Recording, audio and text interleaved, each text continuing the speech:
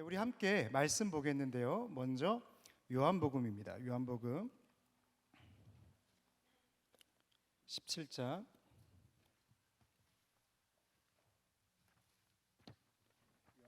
17장 11절 한 절을 먼저 보겠습니다.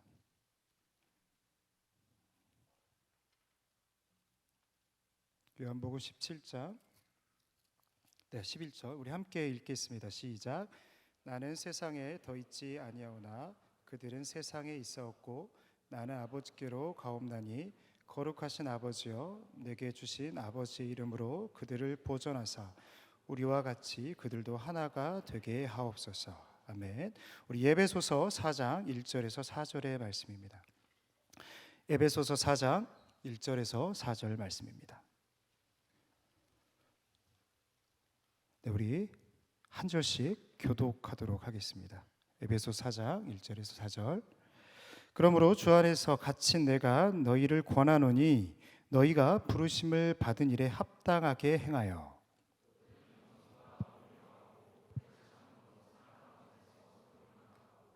평안에 매는 줄로 성령이 하나 되게 하신 것을 힘써 지키라.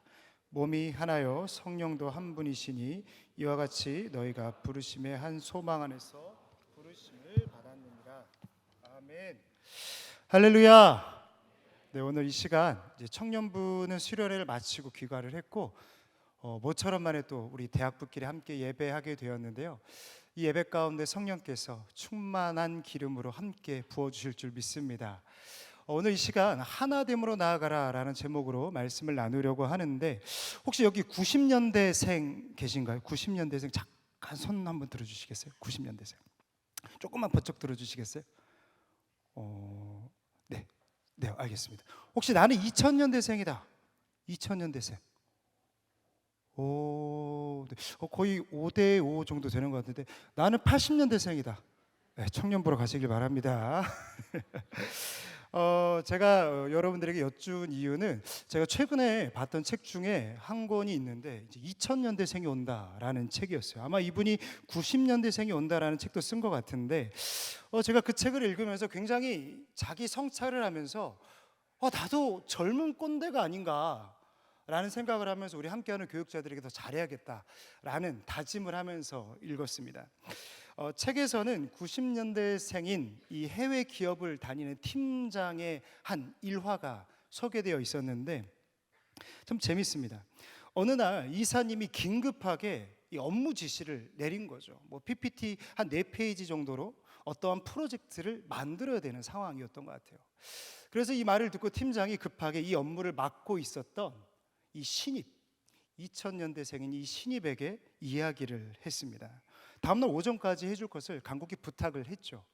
근데 그가 이렇게 대답했다고 합니다. 팀장님, 4페이지니까 2페이지는 팀장님이 하시고 1페이지씩 저랑 제 옆 동기가 하면 좋을 것 같습니다. 여기까지는 괜찮은 것 같아요. 근데 이 친구가 이유를 좀 잘 설명했어야 되는데 월급에 비례해서 일을 나눠 진행하면 빨리 처리할 것 같습니다. 여러분 이렇게 생활하면 꼬입니다. 여러분 이 글이 참 저에게 있어서 위로와 감사가 됐어요. 왜냐하면 함께하는 교육자분들과 제가 받는 사례가 큰 차이가 나지 않거든요. 여러분 요즘 우리가 네, 늦게 오시네요. 요즘 우리가 인사하는 방법 중에 하나가 뭐냐면 MBTI이지 않습니까? 너 MBTI 뭐야? 제가 대학부 와서도 가장 많이 들었던 말이 이제 MBTI, 목사님 MBTI가 어떻게 되세요? 이런 질문을 굉장히 많이 들었는데 굉장히 그 질문 자체가 저한테 새롭더라고요. 근데 한 가지 약간의 그 뭔가 이 애매한 느낌은 뭐지라는 생각을 하게 했는데 MBTI 성향이 맞잖아요. 그러면 목사님 저도 그거예요 라고 이야기를 하는데 이 맞지 않으면 아니 나는 한마디도 안 했는데 이 친구에게 나는 ISFJ야 라고 말 한마디 했을 뿐인데 뭔가 이 친구에게 이 스캔을 당해가지고 뭔가 좋은 사람이 될 수 있는 기회조차도 뭔가 잃어버린 듯한 그 굉장히 애매한 느낌이 들더라고요. 그래서 제가 앞으로 먼저 물어보려고요. 너 MBTI 뭐냐? 그러면 맞게 대답을 하려고 합니다. 제가 이 말씀을 드리는 건 무엇이냐면 뭐 어떠한 것이 옳고 어떠한 것이 틀리다라는 것을 제가 말씀드리려고 하는 건 아니고, 이 변하고 있는 사고와 이 시대를 우리가 잘 읽을 줄 알아야 된다는 것이죠. 여러분, 우리 이 2000년대생을 대표하는 단어가 세 가지가 있는데, 초합리, 초자율, 초개인입니다. 사실 뭐 합리, 자율, 개인, 이것들이 2000년대생들만, 우리만 추구하는 건 아니죠. 모든 사람들이 자율과 개인과 합리적인 삶을 원하고 또 그런 삶을 살아갑니다. 근데 여기서 말하는 이 개인주의는 우리가 생각하는 이기주의하고 조금 다릅니다. 이 개인주의라고 하면 약간의 우리가 이기주의와 혼동하는 경향이 있는데, 여기서 말하는 개인주의는 나를 존중하는 것만큼 다른 사람의 권리도 존중해 주는 것, 이것이 바로 올바른 개인주의고 우리가 가져야 될 개인주의다라는 것이죠. 그런데 이 모든 것이 지나치면 독이 됩니다. 2020년에 인터넷 커뮤니티를 뜨겁게 달궜던 신입생의 뒤틀림 패기, 혹시 들은 적 있으신가요? 이게 게시판에 올라오면서 굉장히 핫했거든요. SNL에서도 이거를 각색해서 방영까지 했던 내용입니다. 단톡방에서 교수님과 학생이 나눈 대화를 캡처한 내용이었는데, 핵심은 이래요. 이 단톡방에 질문이 올라오자 이 교수님이 짧게 반말로 대답을 했습니다. 그런데 문제는 학생이 이렇게 대답을 했습니다. 학점이 어떻게 될런지 이렇게 끝난 거예요. 이에 당황한 교수님이요, 응? 나 김 교수야 라고 이야기를 한 거죠. 근데 학생이 패기 있게 이렇게 댓글을 달았습니다. 응, 알아. 그런데 왜 반말해? 라고 한 거예요. 여러분, 이 친구의 학점이 어떻게 되는지 모르겠지만, 여러분, 이게 말하는 이 메시지가 뭐냐면, 이 도가 지나친 상황 가운데 나타나는 결과라는 거예요. 합리, 자율, 개인, 이런 것들이 너무나도 귀하고 좋은 일들입니다. 하지만 앞에 초가 붙는다라는 거, 이 도가 지나친 자율과 합리와 이 개인을 강조한다라고 하는 것은 어쩌면 우리가 가지고 우리가 추구해야 될 공동체성마저도 흔들리게 하는 게 아닌가라는 생각을 해봅니다. 사실 시대가 끊임없이 개인주의로 흘러갈 겁니다. 다시 말씀드리지만 개인주의라고 하는 것은 결코 나쁜 게 아닙니다. 나를 존중하고 너를 존중하는 게 바로 개인주의이기 때문이죠. 한창 혼밥 챌린지가 유행했던 적이 있죠. 여러분, 최고 난이도가 뭔지 아세요? 우리는 도전할 수 없는 건데, 술집에 가서 혼자 술 먹기, 이게 최고의 난이도였고, 그 다음이 뭐냐면 혼자서 고깃집 가기였습니다. 제가 설교를 쓰면서 과연 이것이 가능한가? 라는 도전적인 의식을 가지고 제가 9분 다리에 숯불구이 무한리필 고기 싸땡을 갔습니다. 네, 유튜브 올라가니까요. 그리고 저는 담대히 문을 열었습니다. 여러분, 요즘에 무슨 시즌이죠? 졸업 시즌이죠. 그래도 저는 들어갔습니다. 모든 이목이 저를 집중하더라고요. 그 눈빛을 받는 순간 저는 이렇게 이야기했습니다. 아, 여기가 아니네. 여러분, 혼자 밥 먹지 마십시오. 특별히 고기는 아니에요. 여러분, 그렇습니다. 저에게 도저히 불가능한 도전이었습니다. 여러분, 혼자 밥 먹지 마라라는 책을 쓴 키즈 페라리라는 작가가 있는데, 그는 인생을 살아가면서 결코 혼자서 살아갈 수 없다라는 것을 콕 집어서 이야기합니다. 아무리 똑똑하고 유능하고 재능이 많아도 결코 혼자서 많은 것들을 이룰 수 없다라는 것이죠. 우리 세상도 그렇게 말하잖아요. 멀리 가려면 어떻게 해라? 함께 가라 라고 이야기하는 것이 세상의 또 지혜이기도 합니다. 그래서 저자는 이렇게 이야기하죠. 우리의 관계를 넓혀가야 되고, 그렇기 위해서는 분명한 자기 희생과 상대방에 대한 이해가 필요합니다. 이미 끝났지만 많이 아쉬움을 남긴 아시안컵이 있죠. 사실 우리가 지금껏 돌아봤을 때 손흥민, 이강인, 김민재, 이러한 스쿼드를 가질 수 있는 날이 올까라는 생각을 했는데, 생각보다 결과가 우리가 상상했던 것만큼, 기대했던 것만큼 나오진 못했어요. 근데 이유는 한 가지입니다. 스포츠는 팀으로 하는 것이기 때문이죠. 한 사람이 잘해서 결코 좋은 결과를 낼 수 없다라는 겁니다. 근데 여러분 반대로 2002년 월드컵 아시죠? 우리는 2000년대생이니까 여러분 들어보죠. 이런 얘기를 들어보셨죠라고 한다니 좀 굉장히 당황스러운데, 여러분 2002년 월드컵 스쿼드를 보면요, 사실 화려하지는 않았어요. 결과적으로 발굴이 되어서 세계적인 선수가 되었지 어떠한 세계적인 선수를 가지고 팀을 꾸리지 않았다라는 거예요. 그런데 당시 우리가 이겼던 나라들을 보면요, 포르투갈, 이탈리아, 스페인, 이런 피구, 토티, 라울, 카시아스, 당시 최고의 선수를 꾸려졌던 팀이었습니다. 국가였다라는 것이죠. 근데 우리는 4강의 기적을 이뤄냈어요. 여러분 그 비결이 어디에 있습니까? 그 반전의 요소는 어디 있냐라는 거예요. 바로 스포츠는 팀이기 때문입니다.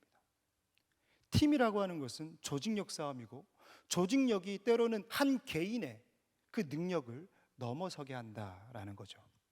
여러분 악기 연주도 마찬가지입니다. 오늘 관현의 특순의 은혜 많이 받으셨죠? 네, 참 저도 그 선율 하나하나가 제 마음에 와닿고 은혜가 됐는데, 여러분 저도 오케스트라 출신입니다. 초등학교 때 저희 학교 안에 오케스트라 팀이 있었어요. 정말 허접하지 않았습니다. 한 30명 정도 모이는 그러한 팀이었는데, 제가 다뤘던 악기는 중간중간 박자를 짚어줌으로써 그 선율의 밋밋함을 잡아줄 수 있는 악기였어요. 제가 맡았던 악기는 뭐였냐면 캐스터네츠였습니다. 왜 웃으세요? 여러분 캐스터네츠 있습니다. 근데 저는요 결국 부끄럽지 않았습니다. 왜냐하면 제 옆에서 치는 친구는 트라이앵글을 쳤기 때문이죠. 제가 더 많이 쳤습니다. 근데 제가요 정말 오케스트라 팀을 함께 하면서 느꼈던 한 가지가 있었어요.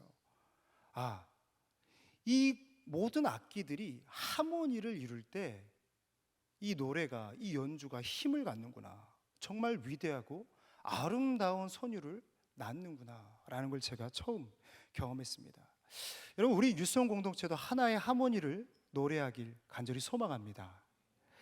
여러분 오늘 예배소 교회도 마찬가지입니다. 이 예배소 교회에 서신을 보내는 바울도요 한 가지를 이야기하고 있어요. 하모니를 이루라, 하나됨으로 나아가라, 이것을 끊임없이 촉구하고 있다는 것이죠. 여러분 바울은요 에베소 교회에서 굉장히 오래 머물면서 많은 사역들을 감당했습니다. 그래서 많은 열매를 맺기도 했고요, 또 반면에 많은 문제를 만나기도 했죠. 고린도전서를 보면요 에베소에서 맹수와 더불어 싸웠다라고 표현할 만큼 이 에베소의 사역은 굉장히 바울에게 있어서 애증과도 같았습니다. 많은 열매가 있는 반면에 많은 힘듦이 있었기 때문이죠. 사실 에베소 교회만은 아닙니다. 그 당시 많은 초대교회들이 동일한 문제와 어려움 속에서 많은 깨어짐과 부딪힘과 넘어짐이 있었기 때문이죠. 여러분 고린도 교회를 봐도 그렇죠. 그리스도파, 아볼로파, 게바파, 끊임없이 분파를 나누면서 싸웠던 것이 고린도 교회였습니다. 특별히 이 유대인과 헬라인이 나뉘어져서 싸웠던 교회가 바로 빌립보 교회인데, 이처럼 그 당시 초대교회가 하나됨을 요구하고 하나됨을 이야기했지만 끊임없이 분열과 내부적인 균열 속에서 어려움을 경험했다라는 거예요. 그래서 오늘 이 말씀 가운데 바울은 옥에 있음에도 불구하고 펜을 들어서 간절한 마음을 가지고 편지를 쓰고 있는 것입니다. 우리 함께 1절 말씀을 읽겠습니다. 우리 오늘 본문 1절 말씀인데요, 시작. 그러므로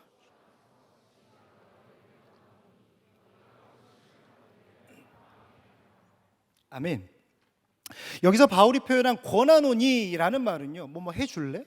좀 뭔가 하면 어떻겠니? 라는 완곡적인 표현이 아니라 굉장히 강력하고 빨리 시행할 것에 대한 촉구를 의미하고 있습니다. 바울이 우리 안에 임한 사명을 기억하고 삶으로 살아낼 것을 강력하게 이야기하고 있다라는 것이죠. 그리고 그 사명이 무엇인지를 2절에서 설명을 하고 있는데, 여러분 사명하면 여러분들은 어떠한 모습이 떠올리십니까? 우리가 수련회 가운데 많은 것들을 기도하고 또 구하지 않았습니까? 우리가 사명을 놓고 기도할 때 여러분들은 어떠한 사명을 구하셨습니까? 때로는 그것이 직업일 수도 있을 거고, 때로는 그것이 여러분들의 나아갈 방향성일지도 모르겠습니다. 어찌 됐든 간에 우리가 사명을 구한다라고 하는 것은 굉장히 크고 때로는 멀리 있는 것들을 구한다라는 것이죠. 그러나 오늘 말씀 가운데 바울이 말하는 우리가 구하고 이루어야 될 사명은요, 거창하지 않습니다. 대단하지도 않고요, 어떠한 희생이나 숭고함을 이야기하고 있지도 않습니다. 오늘 에베소 교회를 통하여 우리에게 주는 바울의 사명은요, 하나됨입니다. 우리가 하나 되어 나아가야 한다라는 것이죠. 여러분, 예수님도 마찬가지셨습니다. 우리가 요한복음 말씀을 보면 이 17장의 말씀이 잡히시기 전에 예수님께서 주님께 기도한 내용을 쭉 기록해 놓은 말씀인데, 여러분 생각해 보십시오. 여러분들이 만약 예수님이라면 잡히시기 전에 무엇을 놓고 기도하시겠습니까? 특별히 오늘 신은 은혜 우리 팀장님께서 기도를 잘 해주셨는데, 우리 신 팀장님 기도처럼 복음과 희생과 전도와 어떠한 크고 또 때로는 멀리 있는 그 무언가를 위해서 기도하지 않겠습니까? 그런데 오늘 말씀 가운데 주님이 거듭해서 강구하셨던 것은요, 하나 되게 하옵소서였습니다. 우리가 하나 되게 하옵소서. 마지막 그 순간까지 이 시대에 하나됨을 놓고 주님은 간절하게 기도하셨다라는 것이죠. 그런데 저는요, 이 말씀을 묵상할 때 우리가 한 가지 기억했으면 좋겠습니다. 하나됨을 놓고 주님이 기도하셨다라는 그 모습 그 자체를 우리는 꼭 기억했으면 좋겠습니다. 사랑하는 여러분, 요한이 왜 예수님의 기도를 통해, 그 기도의 내용을 통해 우리에게 던지고자 했던 메시지는 무엇이었겠습니까?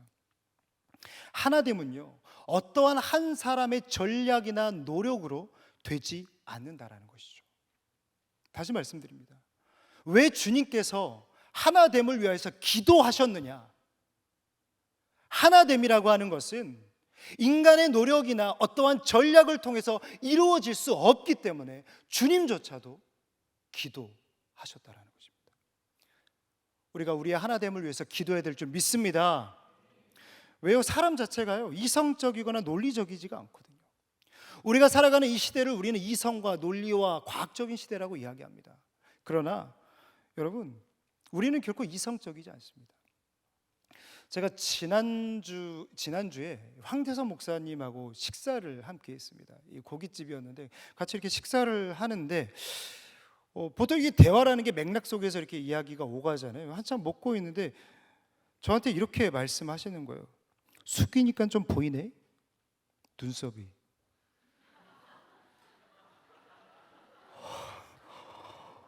제가 먹던 고기를 내려놨습니다.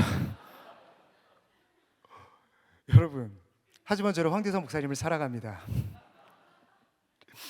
여러분, 사람의 마음이요, 순간 갑자기 너무 당황스럽더라고요. 마음이 상하는 건 한순간입니다. 이성적이지 않아요. 그때까지 나를 따뜻하게 고기를 사주려고 나를 불러주셨는데 내가 이러려고 왔나? 라는 생각이 제 마음에 들더라고요. 여러분, 사람은 그래요. 작은 스크래치나 작은 상처가 찾아와도요, 흔들리고 그 사람이 믿게 보인다니까요. 여러분들도 이미 다 경험해 보셨습니다. 우리가 가정을 볼까요? 부모님이 늘 우리에게 잔소리 하잖아요. 여러분, 그 잔소리 가운데 모든 것을 답할 수 있는 이 만능 특히 한 말이 있습니다. 뭔지 아세요? 알아서 할게. 보십시오. 방 좀 치워라. 알아서 할게. 일어나. 알아서 할게. 밥 좀 먹어라. 알아서 할게. 좀 씻어라. 알아서 할게. 여러분, 모든 말이요, 알아서 할게로 다 돼요. 그런데 이 대화가 이성적이고 논리적이고 과학적입니까? 아니라는 거예요. 사실 부모님은 알고 있는 걸 알지만 안 돼서 이야기하는 거잖아요. 한 번은요, 제가 사랑이하고 이런 비슷한 대화를 한 적이 있습니다. 저희 집에 가면 거의 지뢰밭이에요. 여러분, 밟아서 제일 아픈 게 뭔지 아세요? 장난감 반지입니다. 부서진 반지를 생각하시는 거예요? 내 발을 생각하지 않고. 여러분, 반지 밟으면 그렇게 아파요. 그래서 제가 아이들에게 늘 하는 말이 좀 치워라, 치워라. 근데 그나마 이제 사랑이가 7살이 됐거든요. 이제 말이 좀 통할 때가 됐습니다. 그래서 사랑이에게 방을 좀 치웠으면 좋겠다라고 이야기를 했습니다. 근데 아이가 딱 잘라서 이야기하는 거예요. 싫어. 내가 왜? 그녀의 뻔뻔함을 저는 이기질 못하겠더라고요. 올라오기 시작합니다. 너무. 그래서 제가 이야기하죠. 너가 어질렀잖아. 그럼 사랑이가 이야기합니다. 내가? 그러면서 하는 말이 뭐냐면, 그럼 아빠가 도와줘. 저거 화가 나잖아. 싫어. 네가 어질렀잖아. 라고 하면 사랑이가 이렇게 이야기합니다. 그럼 나도 안 해. 이게 무슨 논리입니까? 7살짜리에게 저는 논리를 이길 수가 없어요. 여러분, 피를 나는 부녀지간도 피 터지게 싸웁니다. 여러분, 제가 우스갯소리로 이야기를 했지만 여러분, 하나됨은요, 하나됨이라고 하는 거 결코 논리와 이성으로 되지 않습니다. 제가 정말 가벼운 예를 들었지만 여러분, 가정을 보십시오. 가정이 하나 될 수 있었던 것은 누군가가 반드시 썩어졌기 때문입니다. 희생했기 때문이죠. 그래서 하나님의 아들이신 예수님조차도 지금 무엇을 하고 계시는 거예요? 기도하고 계시다라는 것이죠. 사도 요한 역시 이것을 말하고 싶은 거예요. 우리가 하나가 되려면 오직 성령님의 도우심을 통한 우리의 인격과 성품의 변화가 필요하다라는 것이죠. 할렐루야.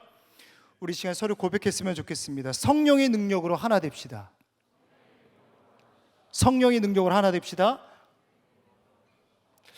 그래서 바울은요, 이 성령의 능력을 위해서 3가지의 자세로 우리에게 이야기를 하는데요. 우리 다 함께 에베소서 4장 2절 말씀을 읽겠습니다. 네, 2절 시작.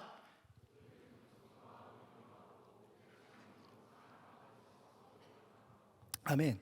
여러분, 용납이라는 단어를 국어사전에서 찾아보면요, 너그러운 마음으로 남의 말이나 행동을 받아들임이라고 써져 있는데요, 한문으로 보면 얼굴 용자에 받아들일 납자입니다.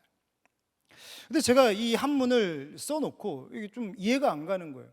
이 용자가 사실 많거든요. 쓸 용자도 있고 용용자도 있고 뭐 많거든요. 근데 왜 하필 얼굴 용자를 썼을까? 근데 스쳐 지나가는 이 생각이 뭐였냐면, 여러분, 얼굴의 얼이라고 하는 것은요, 우리가 바라보고 있는 이 얼굴들도 얼이지만 이 얼 속에는 우리의 존재와 우리의 자아도 들어가 있다라는 거예요. 다시 말해서 용납이라고 하는 것은 무엇이냐? 그 사람의 외모뿐만 아니라 자아와 정신, 그러니까 겉사람뿐만 아니라 속사람까지도 받아들이는 것, 영어로 말하면 accept죠. 그 사람을 받아들이는 것이 바로 용납이다라는 것입니다. 이 용납을 2절에서는 3가지로 디테일하게 설명을 하고 있는데, 여러분, 이 3가지를 스스로를 좀 점검해 보시면서 좀 우리의 인격이 되고 우리의 성품이 되기를 간절히 소망하는 시간 되시기를 축복합니다. 첫 번째로는요, 우리가 용납을 위해서는 겸손을 구해야 합니다. 여러분, 겸손하면 무슨 모습이 떠올리나요? 이런 모습 아닙니까? 뭔가 나를 낮추고, 아유, 제가 뭐라고요? 뭔가 나의 모습을 말로써 다시 한 번 더 낮추는, 물론 이것도 겸손의 한 모습이죠. 그런데 우리가 함께 말씀을 더 읽어봤으면 좋겠는데요, 베드로전서 5장 5절 말씀입니다. 우리 준비된 말씀 우리 함께 읽겠습니다. 시작.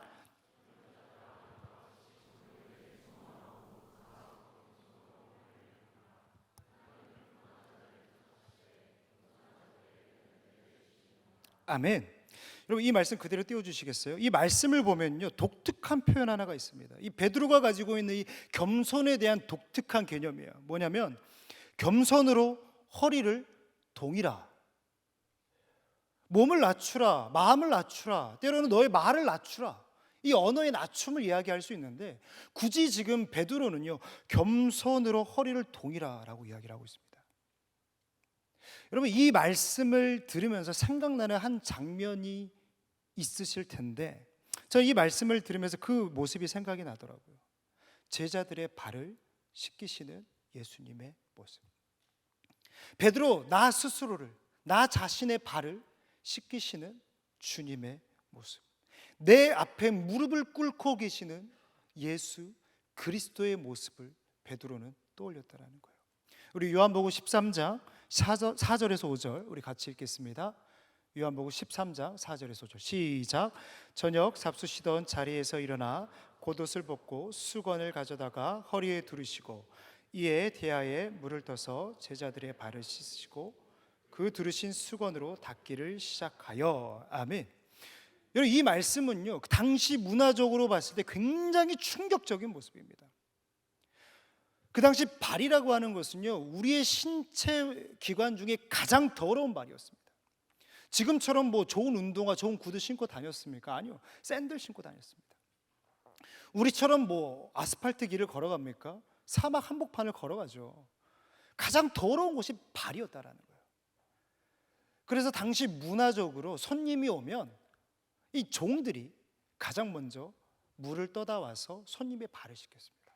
특별히 이 예수님의 수건을 가지고 허리에 동인 모습은 노예의 단편적인 모습이었다라는 거예요. 여러분, 주님께서는 허리에 수건을 동이시고 무릎을 꿇고 제자들의 발을 씻기셨습니다.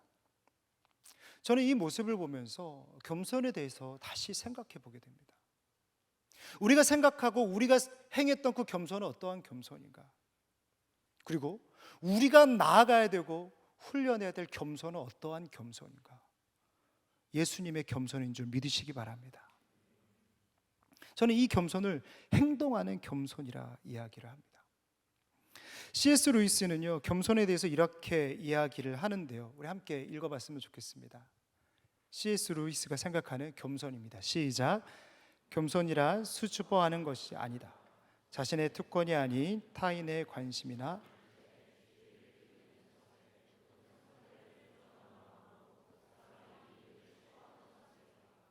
아멘. 여러분, 이 말씀 가운데 우리가 바라봐야 되고 우리가 구해야 하는 이 겸손에 대해서 생각해 봤으면 좋겠어요. 특별히 여러분들도 나중에 이 가정이라는 것을 꾸릴 때 이 가정 안에서 내가 가져야 될 겸손의 모습은 어떠한 모습입니까? 지금 우리가 사순절 기간을 보내고 있습니다.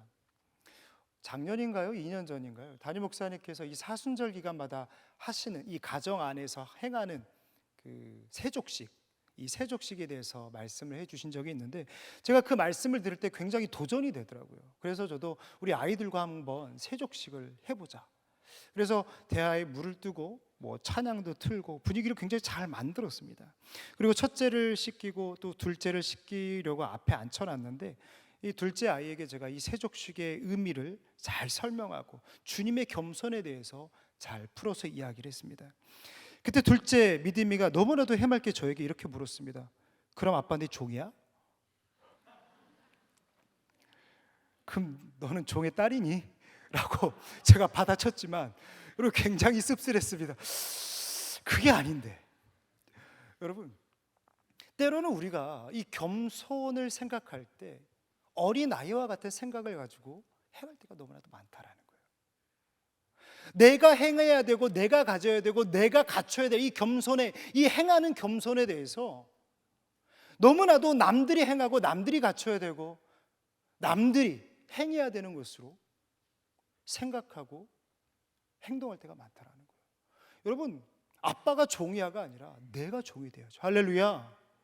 주님이 우리의 종이 되어주신 것과 같이 우리가 유성 공동체를 섬기고 때로는 가정 안에서 살아가고 또 누군가의 관계 속에서 우리가 함께 나아간다라고 하는 것은 이러한 겸손이 우리 안에 있어야 된다라는 것입니다. 두 번째로는요, 우리는 용납을 위해 온유함을 구해야 합니다. 온유함을 구해야 합니다. 우리가 온유함 하면 모세를 가장 먼저 떠올리게 되는데 여러분, 모세의 온유함은 어떤 모습입니까? 저는 이렇게 생각합니다. 힘을 가지고 있지만 휘두르지 않는 것. 어쩌면 교회 생활하는 우리에게 가장 필요한 모습이 아닐까라는 생각을 해요. 여러분, 교회 안에 사람들을 보면 다 좋은 사람이죠. 네, 대부분이 좋은 사람입니다. 하지만 독특하신 분도 계십니다. 제가 비서실에 있으면서 참 많은 사람들을 만나고 또 별의별 전화를 받는데 작년인가요? 전화 한 통을 제가 받았어요. 그분이 담임 목사님을 만나셔야겠대요. 그래서 무슨 용건이시냐 저에게 이야기를 해주시면 제가 잘 연결해 드리겠다라고 말씀을 드렸는데 이렇게 말씀하셨습니다. 하나님께서 제게 계시를 주셨습니다. 계시를 주셨대요. 제가 그래서 이렇게 얘기했습니다. 그럼 제게도 계시를 주시면 연결해 드릴게요. 여러분, 이게 무슨 허무맹랑한 이야기입니까? 그뿐만 아니라 그 외에도 무례한 사람도 참 많습니다. 뭐 담임 목사님을 나의 남편이라고 말하는 사람도 있고요. 정말 이 교회가 크다 보니까 별의별 사람이 다 있는 것이죠. 여러분, 담임 목사님의 안위를 위해서 늘 기도해 주시길 바랍니다. 여러분, 우리 주변에도 늘 이러한 사람들이 있어요. 정말 독특하고 때로는 나와 마음이 맞지 않는 사람들이 있죠. 어쩌면 우리 팀 안에도 그러한 사람이 있을지도 모르겠어요. 그러나 성경은 이야기합니다. 악을 악으로 갚지 말고 선을 악으로 이기라. 여러분, 이게 온유함입니다. 그 사람이 무리에게 행할지라도 힘을 휘두르지 않는 것, 선으로 악을 이기는 것, 이것이 바로 온유함이라는 것이죠. 그 온유함이 여러분들에게 있기를 축복합니다. 우리가 온유함으로 나아갈 때 하나님이요 반드시 우리의 삶을 지켜주십니다. 사울은 충분히 어려운 가운데 많은 실수를 한 사람이었어요. 다시 말해서 다윗이 봤을 때 사울은요 굉장히 무례하기도 했지만 이미 힘을 잃어버린 사람이었습니다. 그러나 그는 온유한 자였죠. 결코 사울을 죽이지 않아요. 다니엘도 마찬가지입니다. 그는 힘을 가지고 있었어요. 누구든 때려잡을 수 있었다고요. 그러나 그는 휘두르지 않습니다.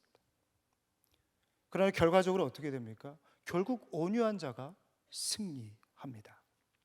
셋째로는요, 용납을 위해 우리는 인내를 구해야 할 줄 믿습니다.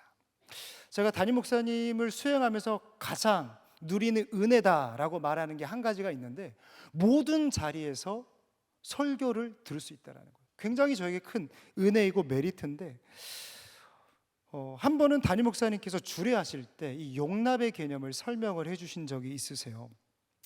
앞서 말씀드렸듯이 용납이라고 하는 것은 받아들이는 것, accept, 그런 의미를 가지고 있지만 또 다른 표현으로는 견딤의 bear의 의미를 가지고 있습니다. 오늘 본문을 보면요, NIV 성경을 보면 accept가 아니라 bearing으로 표현하고 있어요.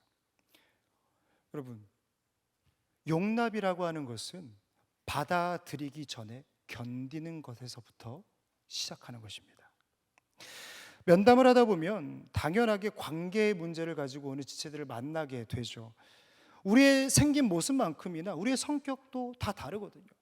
누군가는 치밀하게 계획해야 되는 사람이 있고요, 또 그 반면에 즉흥적인 사람들이 있어요. 또 누군가는 감성적인 사람이 있는가 반면에 또 누군가는 뭐예요? 너 티냐? 굉장히 논리적이고 이성적인 친구들도 있죠.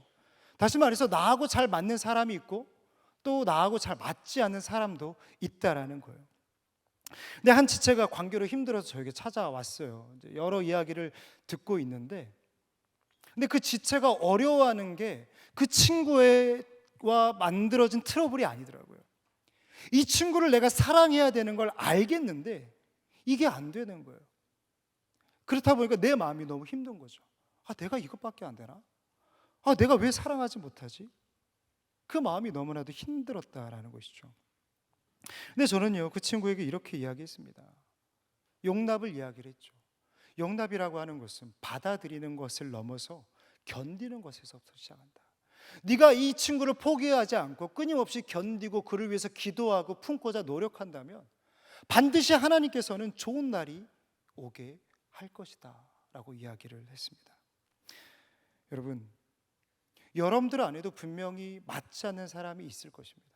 때로는 그것 때문에 스스로를 낮게 여기고 아파하고 나는 왜 이것밖에 되지 않지? 스스로를 힘들게 하고 있을지도 모르겠어요. 마음고생하는 거죠. 그러나 오늘 말씀이 여러분들의 마음 가운데 위로가 되기를 간절히 소망합니다.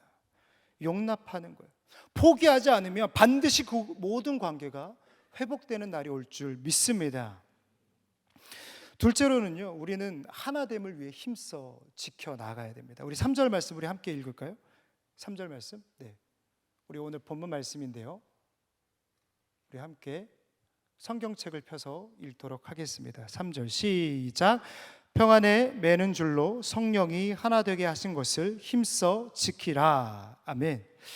제가 연초에 팀 모임을 하는 걸 다 돌아봤습니다.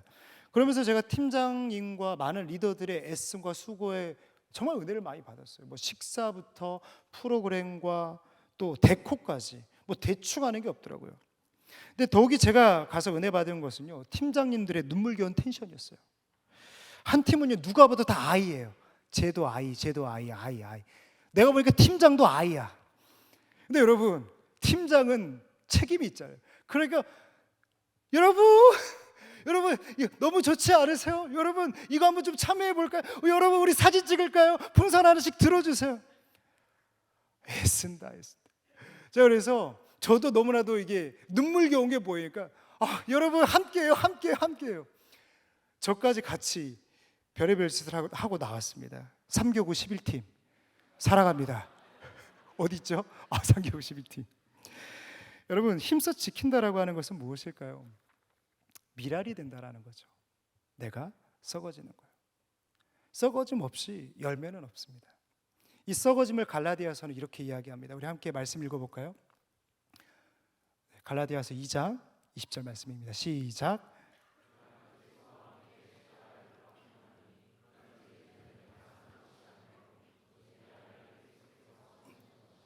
아멘.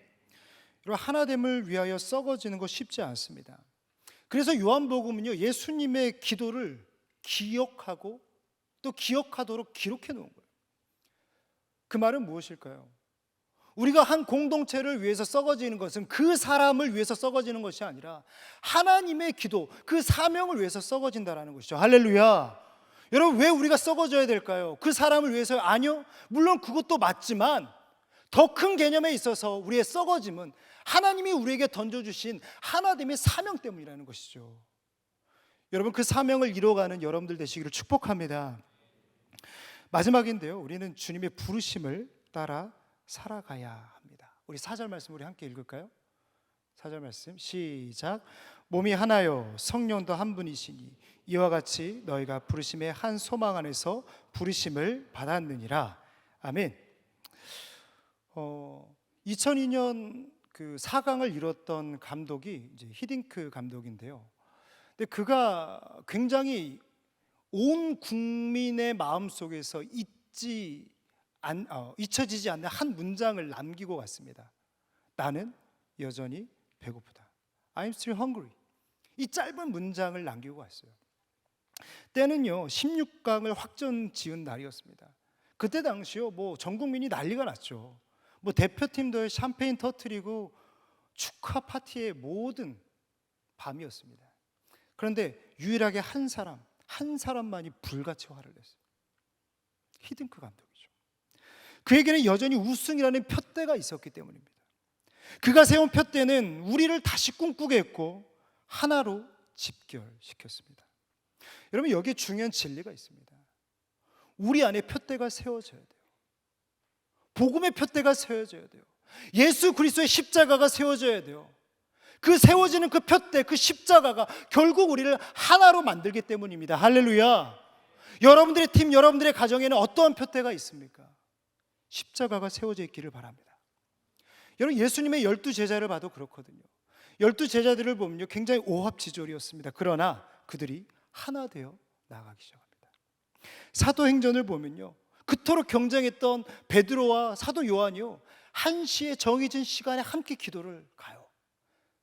한 자리 달라고 말했던 그 야고보가 순교해요. 삶이 바뀝니다. 근데 그 바뀜의 포인트가 언제예요? 사명을 받고 나서입니다. 말씀을 마치고자 합니다. 사랑하는 여러분, 우리에게도 나아가야 될 푯대가 있습니다.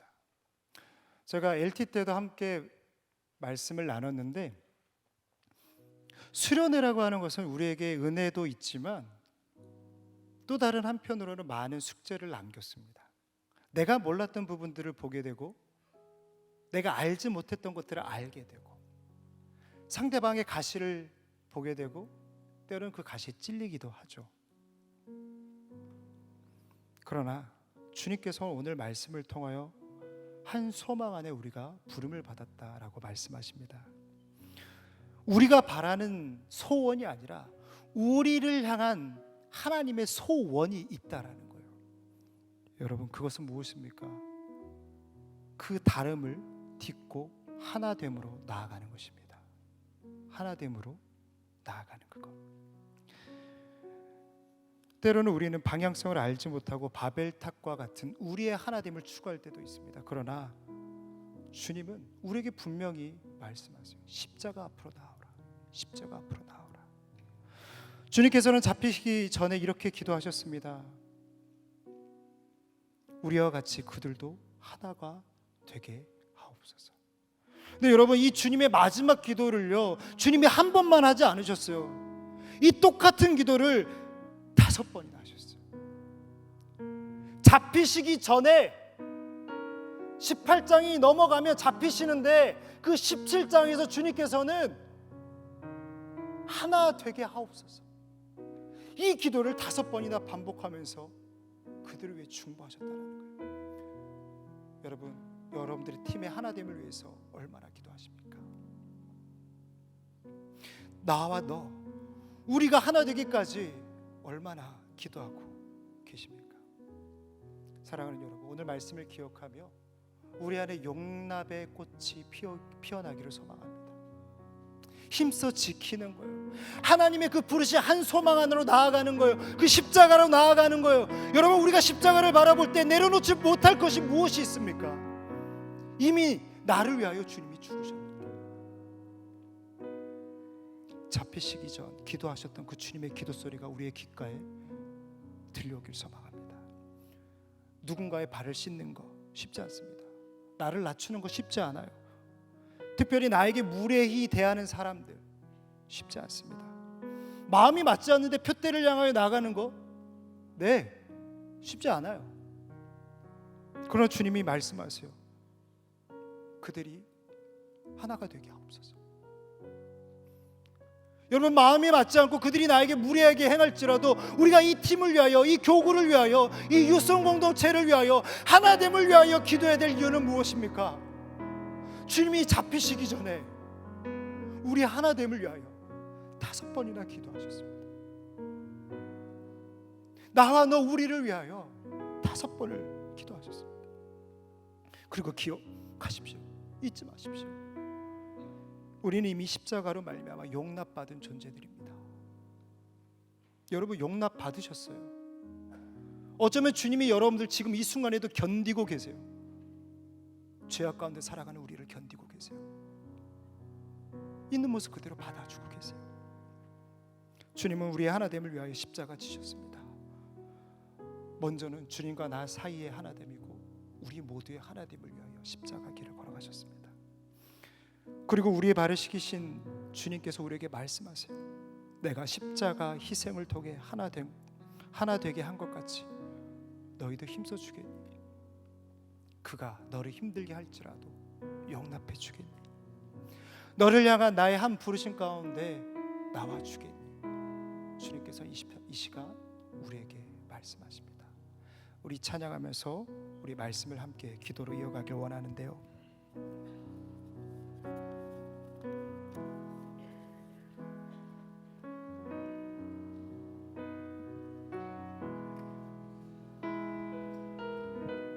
우리를 하나로 부르신 주님 앞에 고백하며 나아갑니다. 부르셨네, 주 안에서 형제된 우리, 십자가에 보여 자유케 구원받. 주의 날은 멀지 않았습니다. 주의 날은 멀지 않았네. 거룩한 나라 주의 백성, 이제 일어나 승리 선포하며 함께 나가. 우리 하나 되어, 우리 하나 되어 주를 예배할 때 아버지의 나라 영이 임하시네.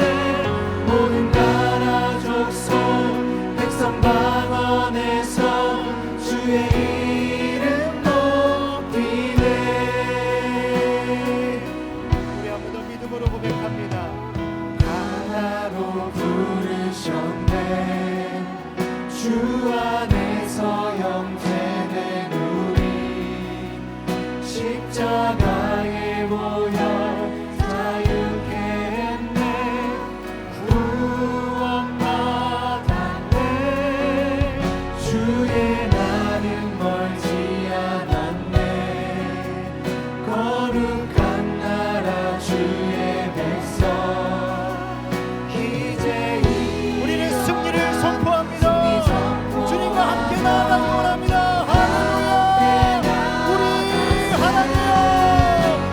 우리 하나 되어 주를 예배할 때 아버지의 나라 여기 임하시네. 모든 나라 족속 백성 방언에서 주의 이름 높이 우리 하나님이여, 우리 모두 자리에서 일어나서 고백합니다. 하나 되어 주를 예배할 때 아버지의 나라 여기 임하시네. 모든 나라 족속 백성 방언에서 주의 이름 우리 한번 더 고백합니다. 우리 하나님이여, 주를 예배할 때 아버지의 나라 여기 임하시네. 모든 나라 족속 백성 방언에서 주의 이름 높이네. 이 시간에 함께 기도하기 원합니다. 사랑하는 여러분, 주님이 기도하셨습니다. 저들로 하나 되게 하여 주시옵소서. 여러분, 하나 되는 우리의 모습은 어떠한 결과를 내기 위한 조건이 아니라 그것만으로 사명인 줄 믿으시기 바랍니다. 우리가 하나 되는 게 사명이라고요. 주님이 말씀하셨고 그 사명을 향하여 나아가라고 말씀하신다고요. 여러분, 여러분들의 팀은 하나이십니까? 원팀으로 나아가고 계십니까? 그 팀 가운데 위닝 팀의 모습이 있습니까? 우리 시간 함께 기도하십시다. 내가 썩어지기 원합니다. 내가 용납하기 원합니다. 내가 이 공동체의 하나됨을 위하여 힘써 지키기 원합니다. 하나님이 내게 주신 그 한 소망, 그 소망, 그 부르심의 소망으로 내가 나아가기 원합니다. 우리 팀이, 우리 교구가, 우리 유성 공동체가, 우리 대학부가 하나 되게 하여 주시옵소서. 내가 미랄이 되게 하여 주시옵소서. 주님 세 번 부르짖고 기도합니다. 주여, 주여, 주여.